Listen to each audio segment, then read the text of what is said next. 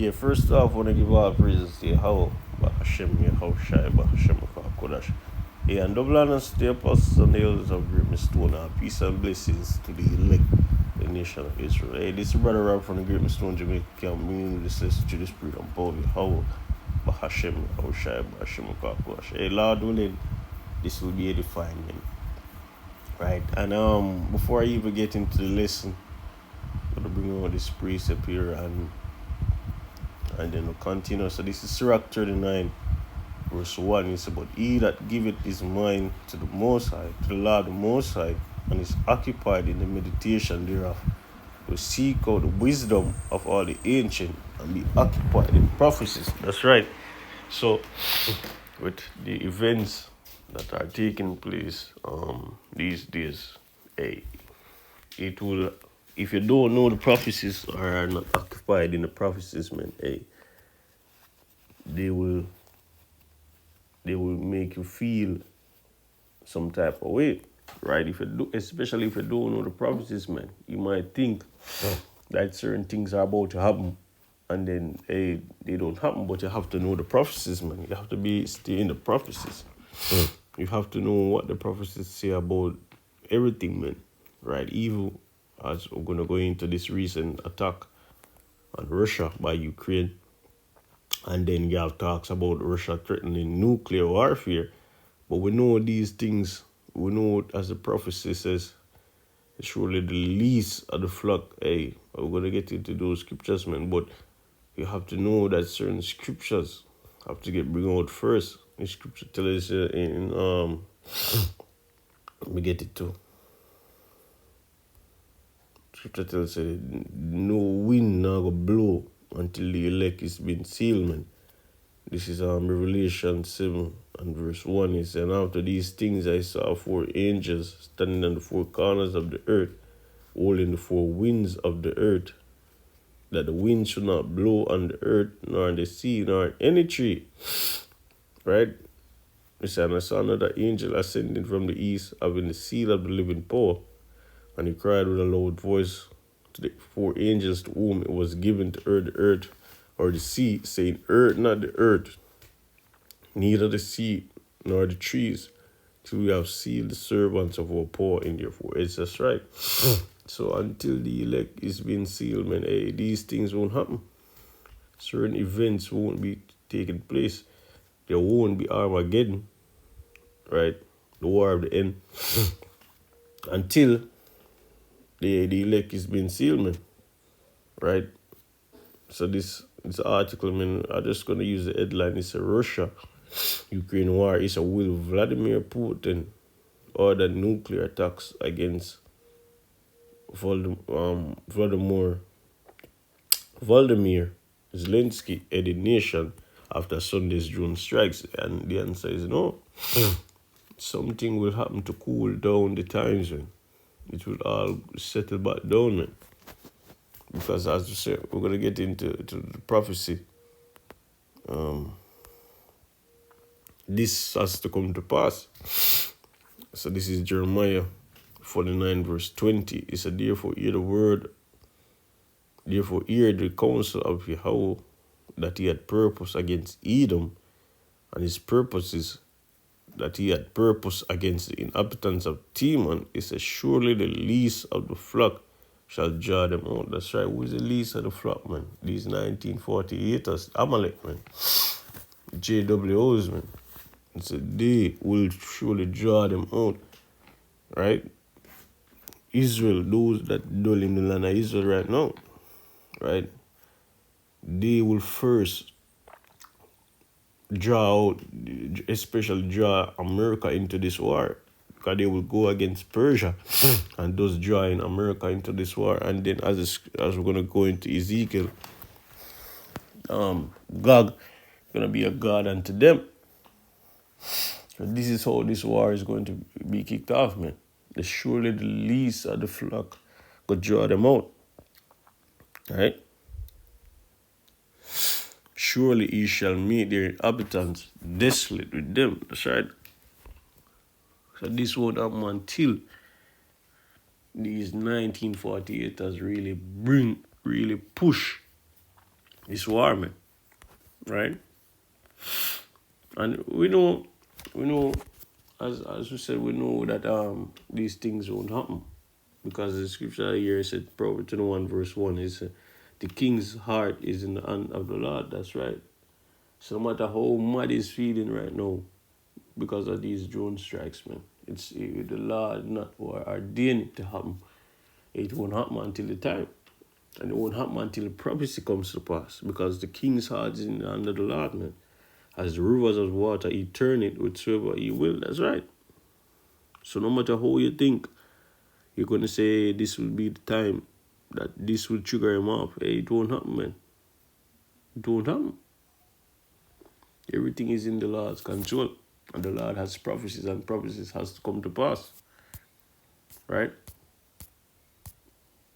But Isaiah 30, verse 4 is the noise of a multitude in the mountains, like as a great people, a tumultuous noise of the kingdoms of nations gather together. Say, Yahweh of hosts mustered the host of the battle. That's right. So it's the Lord who is the one controlling the narrative. The Lord is the one who is controlling the flow. So until the Lord gives the go ahead, hey, this thing won't happen, man. Right? This thing won't happen. So no matter what we hear in the news, man, we have to remember the prophecies. We have to stay occupied in the prophecies. Right? And this is another key prophecy, man. Let me get it. Ezekiel 38 chapter. This is Ezekiel 38. Verse 2 is, Son of man, set thy face against Gog and the land of Magog. Because right now this is talking about Russia, because the Russians are in the land of Gog and Magog, man. Right? It said, the chief prince of Meshech and Tubal, and prophesy against him, and say, thus saith Yahweh, behold, I am against thee, O Gog, the chief prince of Meshech and Tubal. He said, and I will turn thee back and put hooks into thy jaws. That's right. So you will bring back that old Soviet Union spirit in them, man. Right? You're going to put them back into that fierce anger. Scripture say, in the same Isaiah 13, that, you're going to stir up the Medes against them, and they shall not regard silver. Unless I go, they're not going to delight in it. So he's going to put back that old terrible spirit in them, man. So, yeah. He said, and I will bring thee forth all an army, horses and horsemen, all of them clothed in all sorts of armor, and even a great company with bucklers and shields, and all of them handling swords. So we can see, how the BRICS nation is coming. That's that great company, man. We see the BRICS. We see China and all these things, South Africa. We see these nations are gathering, man, and they are against the West. We see all of them is gathering together. It's like, yeah.